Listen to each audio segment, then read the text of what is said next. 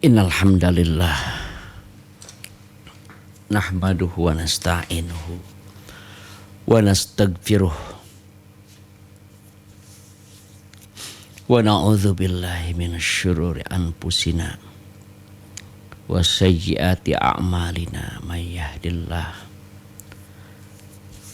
fala mudhillalah wa may yudhlil fala hadiyalah. Asyhadu an la ilaha illallah wahdahu la syarikalah wa asyhadu anna Muhammadan abduhu wa rasuluhu amma ba'du. Pami aya nu nganggo acuk panjang istri dugi ka nyapu taneuh da panjang pisan acukna ngagober. Teras anjeunna salat kumaha salatna da acukna handapna kotor hatur nuhun Pa Ustad. Teu naon sahada kotorna ge ku taneuh tah mah. Da taneuh mah bersih ya. Ya kecuali mun misalkeun pernah kena ke najis, tapi dengan tanah itu sebagai pembersihnya. Ada dalam hadis yang lain juga sebutkan ya, idza wati'a ahadukumul adzabin alaihi ya apabila salah seorang di antara kamu menginjak kotoran dengan sandalnya, maka pembersihnya itu merupakan tanah, itu merupakan pembersihnya itu ya. Itu ya buat bumari di gerlong eta. Ustaz, yang pertama, apakah ada amalan khusus pada bulan Safar? Tidak. Ya, tidak ada amalan khusus di bulan Safar. Di eta mah di orang Jawa. Orang Jawa kan bagusnya. Orang Sunda yang melarang melakukan perjalanan di bulan Safar teh. Ya. Di Jawa Pak JK.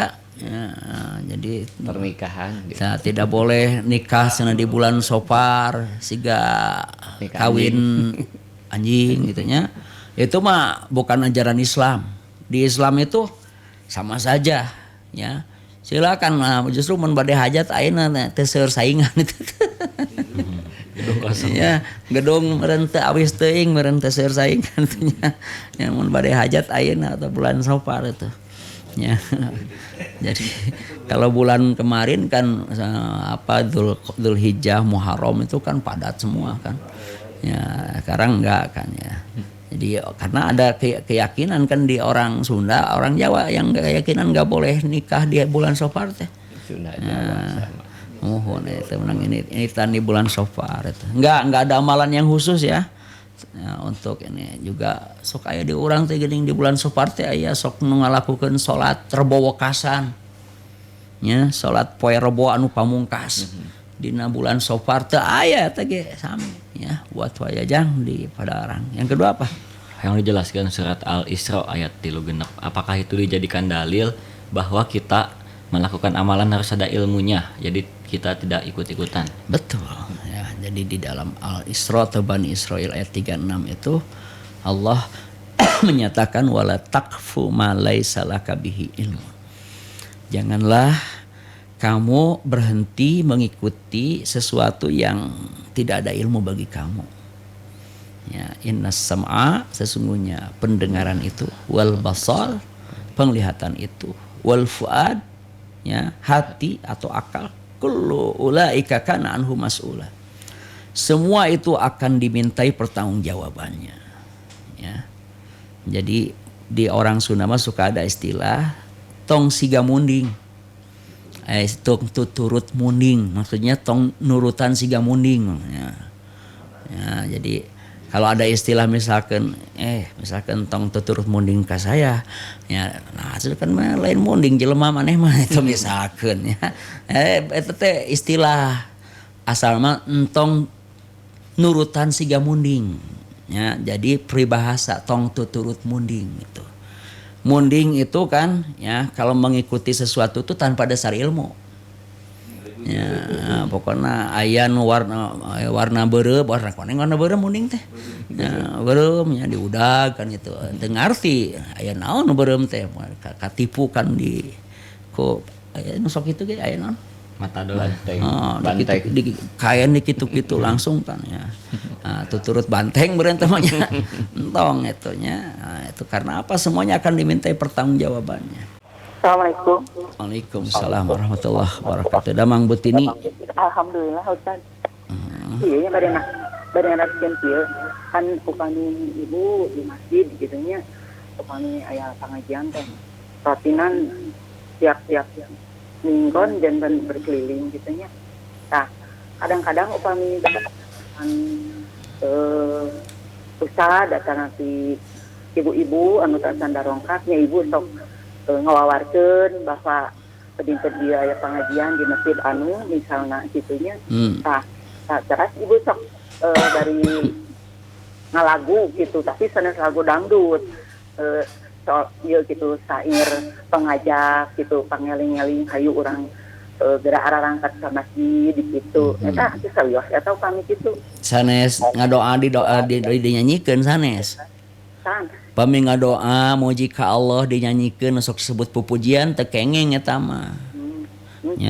Nya upami aya pupujian nu kararitu mah misalkeun salatullah salamullah tantong eta mah. Oh eta teh kengeng. Entong nu kitu mah.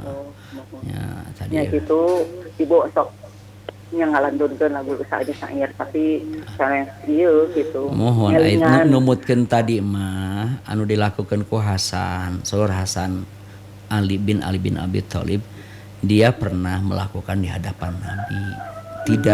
Nabi tidak apa-apa. Tapi Umar waktu itu merasa tidak nyaman gitu. Jadi sebaiknya mah dihindarilah Bu, bisi aya tasyabuh deh Bu. Ya, tasyabuh itu menyerupai yang dilakukan oleh agama lain. Kan di agama lain itu kan ada suka ada puji-pujian yang dinyanyikan. Kita mah tidak boleh ya ikut-ikutan agama mereka. Itu hebatnya ajaran Islam mah gitunya. Meh teu riweuh, meh batur teu pusingeun gitu. Ku Nabi teh teu dikengengkeun nurutan cara agama batur. Ya, bukan tidak toleran, justru kalau kita ikut-ikutan lieureun agama baturna ya diturutan cenah urang gitu. Ya gitu. Mohon. Atur nuhun Pak Ustaz dina ieu nana. Enggak. Assalamualaikum. Waalaikumsalam warahmatullahi wabarakatuh. Ustaz mau tanya, apabila ajal sudah tiba, adakah perbedaan keluarnya ruh dari jasad orang mukmin dengan keluarnya ruh dari jasad orang kafir? Bagaimana menurut Quran dan As-Sunnah? Mohon penjelasannya. Ya beda, tapi kita nggak tahu dan kita nggak bisa menyimpulkan. Wah, iya mah kafir ya. Beda. Keluar rohna ketinggali kan roh ke orang. Hanya di dalam Al-Quran di surat An-Nazi'at kan ada disebutkan wan nazi'ati gharqa demi malaikat yang mencabut nyawa dengan keras. Wan nasyitati nashta dan demi malaikat yang mencabut nyawa dengan lemah lembut ya. Jadi artinya ada yang dicabut nyawanya oleh malaikat dengan keras, nah karena kafir tampurun jeledut gitunya. Karena mukmin mah kan lalaunan malaikat yang beureun. Mun di bahasa urangkeun mangan urang can ngalaman maut kan. Nya ngan urang percaya we da Quran nyebutkeun kieu nya. Jadi kenapa kita meyakini? Karena Al-Quran menyebutkan walaupun kita belum pernah mengalami. Pami hoyong ngalaman cobian ke pami bade maut ya. Jadi nalika bade maut teh air malaikat nu nyabut nyawa lalaunan. Ya punten ya cek malaikatnya sok tenang mataknya. Tapi tong digambarkeun iya matina tenang sih masih gana mukmin atau anu gugurubugan misalkan kafir segana ya entong gitu nya da teu bisa diukur ku secara fisik begitu ya karena itu urusan gaib. Yaitu buat Rahman Syah di Baladewa ya. Pak Ustadz, surat Ali Imran ayat 196 nyuhunkeun ditadaburkeun. Naon Pak Jeka? Teu boga nama. Ayat 196 ya surat Ali Imran. Ya. La yaghurannaka taqallubul ladzina kafaru fil bilad. Ya.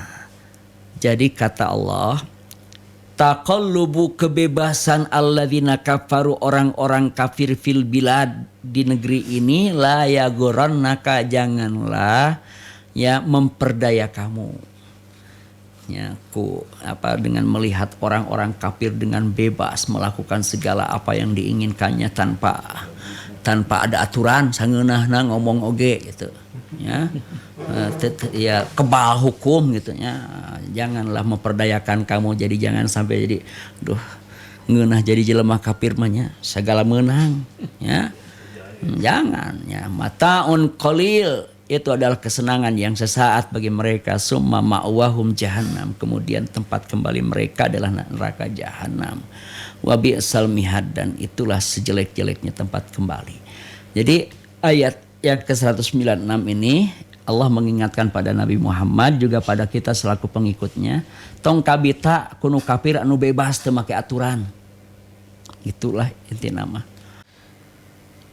Saya misalnya terpotong sebagian, Ustadz. Tahu ketika memegang kemaluan ada yang tidak. Batal enggak maksudnya? Ya. Batal enggak memegang kemaluan ya? Itulah intinya mungkin ya. Mana yang lebih kuat? Ada 2 hadis kan. Jadi yang satu menyatakan ya bahwa kemaluan itu hanya bagian dari daging kita sehingga tidak membatalkan wudu. Ya, sedangkan yang satu lagi hadisnya ya ini kan tadi hadisnya bersumber dari Thalib bin Ali ya, dia mengatakan qala rajulun, ada seseorang berkata masastu zakari, ya saya memegang kemaluanku ya. Atau ya kata rawi, ini rawi ada keraguan, dia mengatakan ar-rajulu yamassu dzakarahu bis shalah alaihil wudu. Ya, ada seseorang ketika sholat memegang kemaluannya, apakah dia harus wudu? Faqala Nabi sallallahu alaihi wasallam, maka Nabi sallallahu alaihi wasallam bersabda, la, tidak, innama huwa bad'atun minka. Tidak, itu hanya bagian dari sepotong daging kamu. Ya, diriwayatkan oleh Imam Ahmad, Imam Abu Dawud, Imam At-Tirmidzi, Imam An-Nasa'i, dan Imam Ibnu Majah. Washahahu Ibnu Hibban, Imam Ibnu Hibban pun telah menilai sahih pada hadis ini dengan kata Imam Ibnu Madini, ahsanu min hadis Busrah. Hadis ini lebih hasan daripada hadis Busrah ya.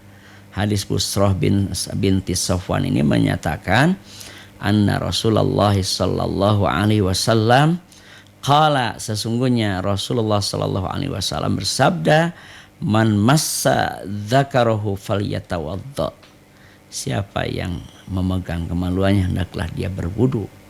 Dan hadis ini diriwayatkan oleh Imam Ahmad, Imam Abu Daud, Imam An-Nasai, Imam Ibnu Majah juga, Imam Tirmidzi, dan disahihahu Tirmidzi wa Ibnu Hibban. Imam At-Tirmidzi dan Imam Ibnu Hibban telah menilai sahih pada hadis ini, dan Imam Bukhari mengatakan as-sahhu syai'un fi hadzal bab.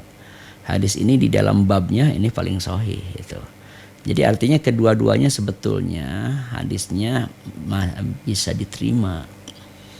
Ya, maka ini al-jam'u bisa dilakukan, thariqatul jam'i.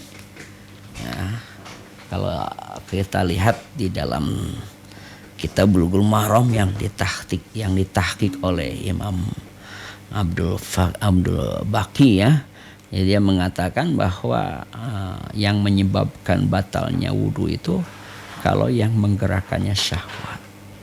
Ya, kalau yang menyebabkan dia memegang kemaluan itu bukan karena syahwatnya, karena mungkin ada yang gatal gitu, itu tidak membatalkan wudu itu ya. Gitu ya, bisa thariqatul jam'i ini. Itu buat siapa tadi? Saya ucapkan terima kasih atas segala perhatiannya dan mohon maaf apabila ada kata-kata yang kurang tepat. Sekian, Allahumma arinal haqqa haqqan warzuqna ittiba'ah wa arinal batila batilan warzuqna ijtinabah. Aqulu qouli hadza wa astaghfirullah li wa lakum. Assalamualaikum warahmatullahi wabarakatuh.